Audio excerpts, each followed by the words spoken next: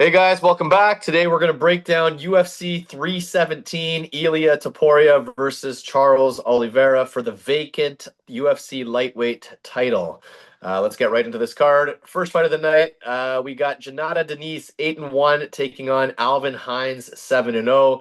Classic striker versus grappler. Diniz comes in with a huge kickboxing background. Hines is more, or he is, your classic American wrestler. Wants to take you down and pound you out. I think everybody's kind of on Diniz. I was big on Diniz until he let me down last fight. He really let me down against Marcin Tybura. I don't think Tybura is that good. I know that Tybura obviously has way more experience. He's been in there with everybody, so I'm not saying that Hines is any better, but there is a very clear path for Hines to win this fight. If he can not get knocked out, take this guy down, and like Diniz has no get-up game. I feel like every part of me again wants to trust Denise to knock this guy out, but I don't know. I can't get over it. He really let me down last fight, and he has zero get up game once he is down. I guess I'll give him one more shot. I don't know why. Like, I guess just because I haven't seen Alvin Hines at this level, I guess I'll give Denise one more shot. But seriously, I would not bet it. I personally wouldn't bet it. It would be dog or pass, if anything, for me. But I guess I'll take Denise one more time. I guess to knock out the wrestler. What do you think? I was close to pulling the trigger in Hines, but there's a couple things. There's short notice fight. Hines is already a guy that's pretty big in stature, so who knows what the gas tank's gonna look like. Yeah, he's an American wrestler, but he runs in there like a numbskull if you look at him, and he's getting hit on the way in. I think that's where Denise is probably gonna hit him. This guy is more than willing to take a punch to get in on that takedown, right? But that's where Denise has got to get him. I think it might actually be a really short night for Hines if he's going to run in. All the fights I've seen on the regional scene from he just runs in like an idiot, and but he's able to take these guys down and do whatever. Um, yeah, I'm gonna give it to Denise. I think experience maybe Hines coming as a debut, and I think he runs in naked. So Denise. All right. Next fight of the night, we got fan favorite Nico Price, 16-8, taking on Jacoby Smith, 10-0. Big prospect versus guy who probably shouldn't even be fighting in the UFC anymore. Um, Nico Price, I mean, what is he really good at? I mean, is he a good striker? Not really. Is he overly durable? No. Is he a super athlete? Is he super strong? Is he a good like he's really nothing, to be honest. I think Smith is just a way stronger athlete with way. I mean, he's undefeated, so he's got no wear and tear. Like he's got no. This is just a. I mean, the odds reflected anyways. What am I even getting into? Smith is going to smoke this guy. You can't play the money lines. It's not playable. If like a knockout prop comes out at minus 200, maybe that would be worth it or something like that. But like, you're not going to be getting anything here. Smith is the pick. What do you think? Yeah, well, even one of the last fights that Nico Smith won, um, it was because Sarah Nico Price one was the Alex Morono fight, and he used takedowns in that fight to win that fight, and he's not going to use takedowns here, and he's got the lowest volume of low volume, and yeah, he used to hit hard. I just don't see that same sort of like character in the fights lately, and yeah, man. I don't like minus 2000 obviously, but I'm not going to bet against Jacoby Smith here. I mean, if I want to put a dollar out on Nico Price to win $10, I might do that. But other than that, man, I'm picking Jacoby Smith to win. Younger, better puncher, younger, faster, better wrestler. All right, next fight of the night should be a fun one. We got Terrence McKinney, 16-7, taking on Vyacheslav Borshev, Slava Claus, 8-5-1. Uh, Two guys both in desperate need of a win. Terrence McKinney comes out like a fucking boulder out of a cannonball. So, I mean, he's always fun to watch. And I generally always bet against him, especially against strikers with any kind of power. And I mean, on paper, Slava Claus should be, I mean, maybe not a power striker, but he is a striker. So, I mean, on paper, this is kind of the fight that you'd pick McKinney to get slept once again because he's constantly getting knocked out. But Slava Claus has not looked himself lately. Like he has looked like shit his last few fights. So I think Slava Claus not having that huge one hit lights out kind of power, being more of a technical striker, is going to allow McKinney to use his speed, his strength, his athleticism. I think McKinney should be able to take this guy down quick and then probably overwhelm him on the ground. I can't believe I'm saying it because I've made so much money betting against McKinney, but I'm picking McKinney. What do you think? Yeah, I'm picking McKinney too. I think wrestling, he's a good wrestler. I think you take him down at will. And honestly, Slava Claus got dropped by Chase Hooper, and his striking defense hasn't looked quite the same as it used to. And we already knew that he gets taken down easily. So, I mean, Terrence McKinney is the more well-rounded fighter. It's always about his gas tank. Honestly, I think he should just finish him in the first round more than likely. Terrence McKinney by submission is my pick. All right, next fight of the night. I actually like this fight too. We got Viviane Araujo, 13-6, taking on Tracy Cortez, 11-2. Man, these are some pretty good prelims. These are pretty good prelims. Araujo versus Cortez. This is your boxer versus your wrestler, I guess. I mean, Cortez is going to want to take Araujo down because that's kind of what Cortez does, and Viviane has shown to not have the greatest takedown defense. So that's a very, very clear path for Tracy Cortez. Um, so I think that's where the majority of people will be falling. I think a majority are going to probably be on Cortez by decision, I would imagine. But I like Vivian's toughness. I really do. I know she's old, so that's the only thing that's scaring me. But I do like Vivian to beat Tracy on the feet, to be honest. Like, I've never been a big Tracy Cortez fan. I totally get it. That's clash of styles, the boxer versus the wrestler here, and usually the wrestlers win. So Cortez should be able to take her down, according to history. But I feel like I'm gonna take the dog here. I mean, I feel like either way this is an over. I feel like either way this is a decision. Fuck it. I'm gonna take Vivian. I know it's probably a dumbass pick. She's probably gonna get taken down and fucking laid on for 3 rounds. Whatever. I'm taking Vivian for the better hands and hopefully that she's shored up the takedown defense. Tracy's probably gonna take her down. What do you think? Um, she might take her down, but no, Vivian's not bad at the takedown defense, to be honest. She has an 80%er, and she's fought in some wrestlers in her day. Uh, so Tracy's a hot and cold fighter. Like, her hands look really good against Jasmine, and then she's a step behind against Rose. So she looked good against Jasmine. I rewatched that fight. Her hands look good. If her hands are that good, she's gonna beat Vivian very easily. I think she's the younger fighter. I think she does have the better wrestling game. I think she's gonna be faster, and I think she has something to prove. Where Vivian's really never been there, I don't think, and I think she lost some time, and I think Tracy still has a chance to get to the top. So I'm gonna go with I'm gonna say that her hands are as good as they looked in that Jasmine fight, and the wrestling's better, right? So neither one of these girls are jits practitioners, crazy, right? So. What one thing to just note is Tracy Cortez looked like she blew up in weight big time. Like I don't know what she's been doing the last little. Like obviously there's a weight class. She's gonna cut the weight and get back down or whatever.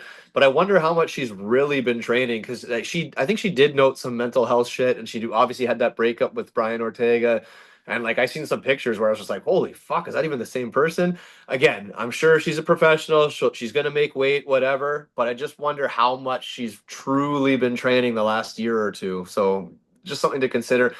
I think you're right. All the intangibles, everything leans Tracy. She's way younger, all that shit. Like you said, Vivian's never been elite, but she's got a lot of dog in her. So I think Tracy, if she's at her best, she can win the fight. But if she's like not all in, Vivian is a dog. All right, next fight of the night, we got Hyder Amil 11-0, taking on Jose Delgado 9-1. Both have a lot of finishes. Delgado is the more dangerous fighter, but he's lost. And I mean, even though he's finishing everybody, like who is he finishing? Who are these guys? At least Hyder has done it in the UFC. Um, I mean, I like rooting for dangerous guys. Like I would like to see a finisher continue this streak of finishes, but I gotta go with the more proven hider here. But again, I don't think this is a fight I'm betting, but I'm gonna pick Hyder. What do you think? This might be a fight I'm betting because Hyder's an underdog in this fight, right? So, everyone thought he was just like this rock'em sock'em robot. He fought that I think it was Jiang Yi or whatever in that first fight, and they just both went at it. And Hyder like put him down. I made money on that. I made money on Hyder in the Dana White Contender Series. I made money on Hyder against William Gomez, and that's a legit fighter there. Gomez actually threw a lot more volume than he usually does, but Hyder actually showed that he isn't this guy that just gasses out and can't throw power, can't throw punches into the third round. So that's good. Delgado, like you said, he fought a punching bag in Connor Matthews. He fought that other guy in Dana White, another punching bag. Yes, he looks dangerous. Yes, he looks pinpoint. But I mean, Hyder has just done it against better people in a bigger setting. And how am I going to go against a guy that's been a dog 3 times in a row and has won me money every time and has never shown a chink in the armor? His chin looks good. His cardio looks good. The striking looks okay. He pushes grappling. Not much more I can ask for. If he gets beat, he gets beat. I'm honest. I'm gonna go with Hyder because I have been riding the Hyder train, and to see that he's another dog against a guy that had one fight against Connor Matthews, I got to take the value there, man. All right. And the last prelim of the night, we got Jack Hermansson 24-8 taking on Robocop Gregory Rodriguez 16-6. Both of them are great grapplers. I mean, I guess you give the edge to Gregory Rodriguez, but Jack Hermansson is no slouch on the ground just because he's been tapped once in a absolutely filthy calf slice to fucking yeah, deletes it. That's still one of the sickest fucking submissions I've seen. Whatever. Just because that happened, I don't really think the grappling is going to be a thing here. I think this is going to be mostly on the feet. I believe. And RoboCop hits with a lot of power, but there's like some fights he looks fucking awesome. Like, oh, this guy probably will be a contender. And then he's hot and cold. And some fights he looks really bad. So I don't know. Jack Hermansson's got that herky jerky, kick your legs, try to beat you with volume on the feet. There's zero power. There's zero. He's just a pest. He's a pest on the feet. I'm gonna I'm gonna go with Gregory Rodriguez, but maybe Jack Hermansson can outvolume him. It's very possible you could outvolume him with pitter patter strikes. Um, if he does so, it'll be a boring decision. And if there's a finish, it's got to be Rodriguez finishing him. I'm not very confident on this fight. It's not a fight I would be betting on. Give me RoboCop. No, I'm not confident at all. What do you think? I mean, Hermansson's only been KO'd back though 2 times once against Cannonier and once against Thiago Santos, right? And I know that Rodriguez throws with power, but what also happens in Rodriguez fights is that he slows down as the fight goes on, right? And there's a couple red flags on Hermansson as well. I mean, he hasn't fought in about a year. Um, he does no power throwing back. I don't think anything grappling is going to really happen in this fight. Rodriguez might be the better wrestler, maybe, but his entries aren't the greatest. And he kind of only wrestles after he's sort of tired, after his punching or after the cardio is given up a little bit. He doesn't wrestle to start the fight. It's always to finish the fight. So, anyway, I mean, I'm going to pick Jack Hermansson here because I think this fight is very similar to the Joe Pyfer fight where he beat Joe Pyfer. And if you can employ that same game plan, that is the same game plan that's going to work against a right-handed power puncher and just stay to the outside, kick his leg, and out volume him. He did it against Pyfer. He did it to a T. If he can employ the same game plan here at plus 180, he's going to look very good. So, yeah, Rodriguez is the only certain people have put out Jack Hermansson. I don't know if Rodriguez is that guy. And honestly, man, Hermansson has shown me that he can throw his game plan out there. So yeah, man, I'm gonna take a shot on Hermansson, just because if G Rod had better gas tank and didn't slow down in every single fight that he ever is in, so like that's a big red flag, especially against a guy like Hermansson. All right, moving on to the main card. If you haven't already, please like, please subscribe. We do appreciate it. First fight of the main card, we got Peyton Talbot 9-1 taking on Felipe Lima 14-1. If you asked me about this fight a year ago, I would have said Talbot's going to knock this guy out. But after watching him versus, and I'm not shitting on Raoni Barcelos because he's a good fighter, but like Talbot just, I couldn't believe like it looked like a fucking man versus a boy that fight. So I gotta believe that Lima can take him down. Like, I'm gonna take Lima just because that Talbot fight was so fucking bad, and maybe he shored up that takedown defense. Maybe he comes back and he learns and he looks like a killer again or whatever. Because obviously Talbot hits hard. I'm not denying anything like that, but I can't believe how bad he looked that fight. And I think Lima is a pretty good fighter, so I don't see why he can't do exactly what Barcelos did. So give me Lima. What do you think? I'm pretty much on the same page with you. I'd like to say that you could chalk that up to growing pains for Peyton Talbot, but like it was a little bit more. If you rewatch the fight, it was a little bit more than growing pains for Peyton Talbot. So yes, he's a dynamic striker. Yes, he comes from different angles. Felipe Lima is not a slouch on the feet, and he's by no means not technical, and by no means is he going to be lost in a striking match if this becomes a striking match as well. All those fights that he was in, who were the two guys that he fought? He beat them both. I can't even remember who they were. It was Miles Johns and Muhammad Naimov, right? The Naimov fight, everybody, he was a big dog. Everyone thought he was good. He stayed even keel with the strikes, and he beat him on the ground. And I think that's the key here. I think he can strike with him for a bit because I feel like Lima's chin is very good. I feel like his head movement is very good. I feel like he's just as technical. He might not be as dynamic. He might not hold as much power, but he holds that grappling edge, that very large grappling edge, that very large takedown edge. He's a good wrestler, and honestly, he'll only need, you know what? I honestly think he only needs one. I think he only needs one. He'll be able to hold him on the ground with one, so you do that once every round, and he just, But Lima does go for the chokes as well, so he's not a guy that just sits on you. So give me Lima. All right. Next fight of the night, we got Beneil Dariush 22-6-1 versus Money Hanato Moicano 26-1. When this fight was first announced, like I was all in on Dariush because I always said like Dariush he can beat anybody who doesn't have power. Like his kryptonite is a power puncher.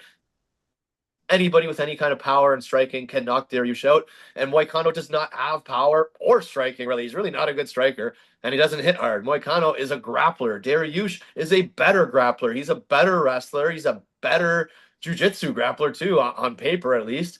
I mean, so that would lead you to believe that Dariush takes Moicano down and submits him or even just lays on top of him for 3 rounds, kind of like he did to what was it, Tony Ferguson or whatever. Like I don't know. I was so confident when this fight got announced, all in on Dariush. But this week, I watched some of his past victories. He's fucking terrible on the feet, like terrible. I don't care that he knocked out Drakkar Klose. He fucking was horrendous. His technique is so sloppy. He gets rocked from every fucking jab. So I don't know. My confidence that was all in on Dariush is now completely shot. Like now, I don't trust that he can even take a jab. Like I don't know. I'm gonna, I guess, go with my gut originally when I said I wanted to bankroll Dariush, but I do not have confidence like I did before. Like I just after rewatching those fights, man, he's terrible on the feet. Like he terrible. Um, I'm just gonna say I guess, like I said, Moicano. Luckily for him, Moicano's not a great striker either. Moicano's a pretty bad striker.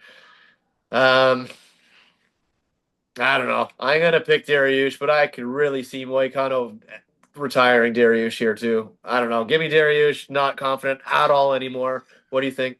I got Dariush too. I think he is better in all the spots, just like you said. This isn't gonna be a volume striking match, folks. This is neither one of these guys are gonna be in a volume striking match. I mean, even that fight Moicano had where he dominated Benoit Saint he only threw 50 strikes in that fight. So both these guys are gonna have to like bank on a little bit of scrambles here, do this here. And I don't think Moicano's knocking this guy out either, right? So it comes down to who has the better ground game. I mean, look at Moicano and that little thing. There's a ton of those fights he came back in, and like that Jalen Turner fight, for all intents and purposes, if Turner wasn't an idiot, he should have just finished him that night, right? So can he knock out Dariush is the only question. I don't think so.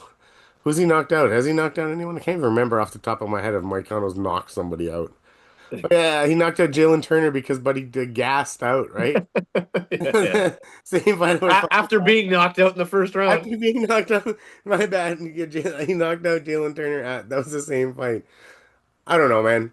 Darius should be stronger. I mean, I think this comes down to scrambles. Look at those Darius versus Diego Ferreira fights. Probably somewhere along in those the lines of that is what you're getting from the Money Moicano here. But I'm on your tip, bro. If he had a better, if he was a more, even a Rafael dos Anjos with a freaking overhand right would have been a better punch than Moicano could. He doesn't have a kill shot.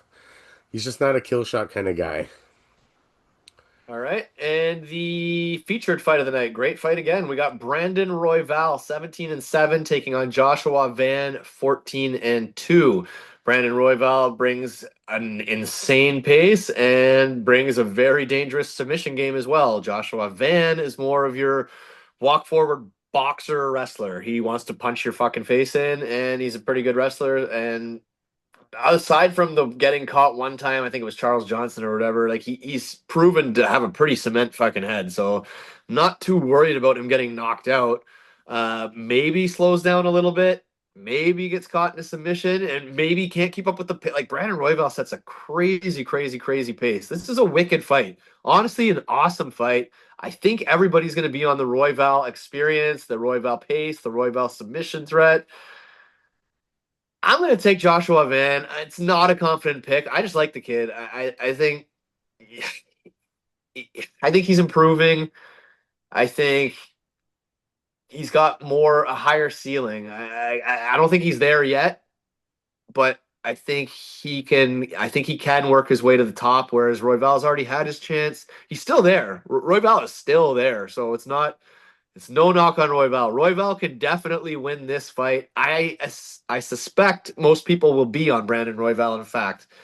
But I'm going to take the kid. I'm going to take Joshua Van to use that boxing and use that wrestling to keep it standing. I don't know if he'll be able to do it or not, but that's gonna. I don't care. I'm rolling with Joshua Van. What do you think? Royval, the odds switch. Royval's the underdog now, bro. Royval's the underdog? Yeah, bro. I seriously didn't think Odds that was. flipped. Odds flipped. Anyway, this is a close fight. Van's got the technical striking on his edge. I don't know if he has. I think neither one of them is a great wrestler. Van doesn't really push takedowns. He wants this fight standing. Royval's not a great wrestler, but he's a really good scrambler, and like you said, he has really good jitsu, and he's got really good grappling. Now, you'd say, oh, Van, but he throws, like you said, insane pace, and Royval always throws volume. If you look at all those fights against Tatsuro Taira, over 100, even Pantoja, all those fucking fights, this guy's throwing an insane amount of volume. Yeah, Joshua Van is technical, but there's a few red flags. One, he's very hittable. Two, he tends to slow down as fights go on. Not that last fight against Bruno Silva. He looked actually very, very good throughout the fight, but he does tend to slow down a little bit. And three, sometimes before that Bruno Silva last fight, you kind of were like, Josh, you need to throw a little bit more volume. Josh, stop starting so slow, right? Josh, do that. Good fighter, don't get me wrong, but like, fuck it, I'm not gonna make this mistake again going against a chosen guy against the up and comer. I made the mistake two or three cards in a row, and I'm gonna stick with Royval in this fight. I love the odds, and I think it's close enough that if it goes the other way, you take the guy that you're gonna get plus money on in this fight, because this fight is gonna be close. And these guys are just gonna go at it. No, I don't feel like anyone's gonna knock each other. Josh Ryan is not gonna knock out Brian and Royval. I don't think so. The best chance this thing has to finish is Royval jumping something. Jumping guillotine. Yeah, I don't think he can. No, I don't think he knocks out Van either. But you never know. Royval's got some dynamic bullshit that comes out of his arsehole, right? So like, he's the guy. I feel like is Van's got to keep this technical. Hey, Royval put it on Marino in that fight, I thought. I'm just saying, but Van's got to keep this technical, bro. Like, if he gets into any sort of war slash he wants to go at it with Royval, he's gonna lose because that's Royval's. Just when he creates chaos is when he wins, right? And Van, if he keeps this like you know outside boom boom, Joshua Van fights, and then he probably wins this fight, but. Fucking man, I'm not going against the experienced guy. Fizia fucked me last week, and I should have seen it. Too. Kudos to one of our viewers. Man, I should have seen it too, man. I should have seen it. And yeah, I mean, it's the same thing with the Usman. I should have seen it coming. Like these are the spots, right? Is Van? I don't think honestly, he's a good fighter. I just don't think it's to the time. I just think it's quick. That's all. Fair enough. And co-main event of the evening, we got the flyweight championship. Alexandra Pantoja, 29-5, the champion, taking on the challenger, Kai Kara France, 25-11. I'm a big Pantoja fan. I have been for a long time. I predicted him to win the belt. I've bet on the guy multiple times.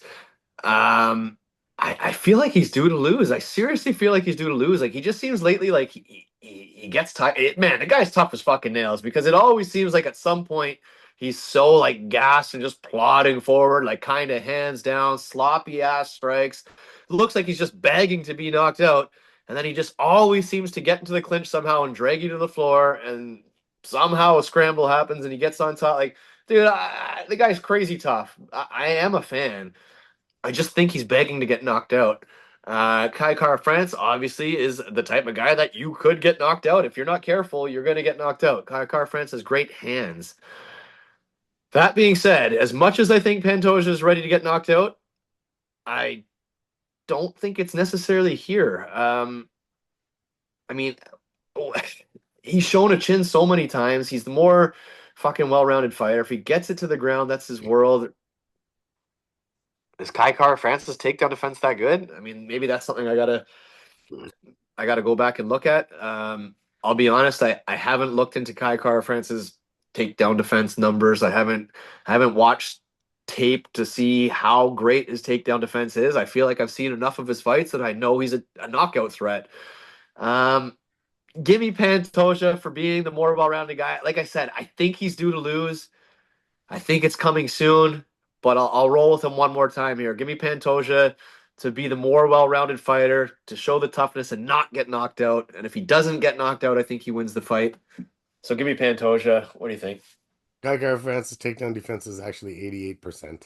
Uh-oh, so that's dangerous then. It is dangerous, but he does get taken down. But so it happens, right? But a lot of people try a lot of takedowns, right? So let's put it this way: like I don't think Pantoja needs a hell of a lot of takedowns to win rounds, and I think that as it goes farther on, I think he's the more volume monster. He also has shown a granite chin in like pretty much every fight that I've ever seen him in. So like, yeah, I know Kai Kara France knocked out Steve Erceg, who's shown a granite chin too, but Steve Erceg was not champion for like 3, 4, 5 fights. You know what I mean? Hadn't fought the best of the best. Aside from Pantoja, who doesn't really knock guys out, he either submits you or just plainly outworks you, right? So the funny thing is, yeah, you say he sort of slows down, but he sort of slows down, but then he goes full speed again, and then he's like a zombie walking forward, but like he's got this energy burst, and when he goes for it, he'll go for it. He doesn't like slow down at those points. He might look the part of being tired, but he never shows like in his actions the part of being tired. And I don't think Kai Kara France is the guy to dethrone him.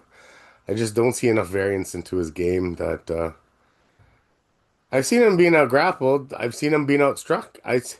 Brandon Moreno. I know if they look at the numbers, go watch that fight. Brandon Moreno clearly actually outstruck him and knocked him out in the third round. So I don't Man, I think don't even I don't even think Kai Kara France deserves this title shot, to be honest. I Like don't it think should Kai be should Kara be France. fucking Manel Cop, but the guy pulls out too much.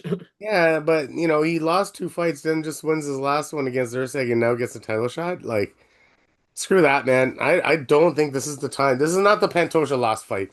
Um, it'll be down the road, like you said, but this is not it for me. I don't think this is a technical breakdown. I think Pantoja is just the guy, the more well-rounded guy. Then it's just gonna put the pace on this guy and just outwork him.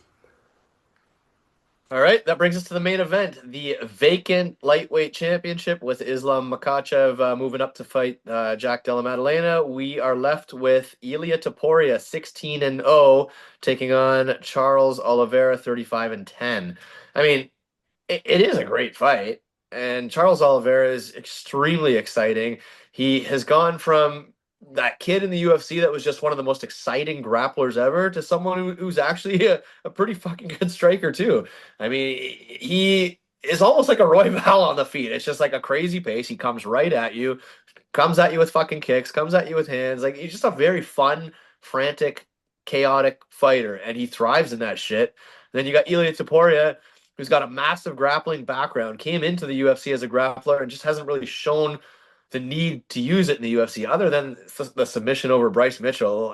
He just really hasn't need to use it because he has found God-given power to knock anybody's goddamn lights out, and he's got good striking or good boxing. He's short here, so we're gonna find out how this translates to the lightweight division. Obviously, he's fighting a guy who's 3-4 inches taller than him, so it's an interesting test in that. But Charles Oliveira gets hit all the time. He gets dropped all the time and comes back. I don't know if you can come back from getting hit by a fucking freight train like Topuria. So I believe Topuria knocks him out. I believe he could even submit him if he really wanted to. Like I think Topuria has all those skills, and Charles Oliveira will at least make it exciting. He's not going to run away. He's not going to be trying to survive. He's going to come right at him. It's going to be exciting. It's going to be quick. There's going to be a finish. I'll be playing the under. Give me Ilia Topuria first or second round. Yeah, I feel bad for Charles Oliveira here. So yeah, give me Ilya. What do you think? If you have to just go on because they're both skilled Oh boxers. yeah, oh Uh, yeah. Charles has shown good hands in the latter part of his career. Actually, didn't start with those great hands, but those hands have developed really well. He's also shown good wrestling in certain fights where he can use it. He's not going to be able to use it here because Ilya is just as good as a wrestler.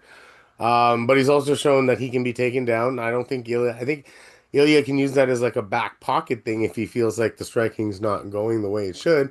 But also, Charles has been dropped too. If Michael Chandler wasn't such an idiot, he dropped him. Like, certain guys have taken him. So I learned my lesson on Ilya. You gotta believe in this hype. I said Matt Holloway never got knocked down, never got knocked out. So how's he gonna win this fight? You showed me. So it is what it is, man. I feel like Charles had his time.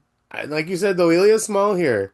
Does that power translate up a division now? Like that, it's a good question, right? It looked God-given at the 145. What's it gonna look like at 155? So Ilya is short. He did get knocked down by the taller fighter in who was it? Jay Guy Herbert. Herbert, Herbert. right? So showed good durability though, and that was the only time in one of the only few times his entire career he's shown any sort of chink in the armor sort of thing, right? So yeah, but Charles isn't really known for knocking guys out with that one punch kind of power. Charles is known for grabbing a submission really quickly and just snapping it on, right? So that's what Charles really known as. He's never known as a knockout artist, so he can't finish a fucking fight like that. I don't think he has got crisp hands, but he doesn't have that power. So I'm gonna go with Ilya, but I think minus 550 is wide. So I The won't. minus 550? Yeah, Holy fuck. I didn't look at the odds. I thought he'd be a minus 300. no, minus 550. I think it is. I think it is wide. It's very wide. And like honestly, man, like I don't know if Ilya Taporia knockout. I think it might be like probably if you're minus 200 or something like that for that. That would be my guess. So honestly, man, I'm picking Taporia to win. That is what it is. But I wouldn't fault someone for taking a Charles inside the distance because that's his only freaking way of winning anyway. Fuck him. I wonder if like under 2.5 will get you minus 200. I would take on under 2.5. Maybe. Well, it's not going. Covers both fighters. Fuck. I don't feel like he goes two anyways, to be I honest. know. That's what I'm saying. Because it's a lightweight fight or at minus 1.5. That's the round line, eh? Well, they actually have props out here. We'll do a quick one. Minus two, under 2.5 is minus 210. I'll That's take that. probably your best fair odds on that fight. Because Ilya by knockout is minus 188, which is dog Why shit. wouldn't I take minus 2.5 and I get both fighters? Yeah, exactly, right? And then and your Charles inside the distance is plus 500. I don't know if that's enough juice for me. It might be just sprinkle, but who knows? I mean, like I said before, I don't like to parlay the main event, so this will be some sort of single. Let's see what I'll do. I don't know. All right, guys, there you have it. There's our full card predictions. let us know what you think. Let us know what you agree with, disagree with, any props you see out there, and we'll share some bets in the comments. I know we're late this week. We both had an insane work schedule this week. If we can put out a props thing in the next day or so, we will. If not, we'll definitely drop some comments and let you know what we're playing here. All right, we'll be back at it next week. Have a good one, guys.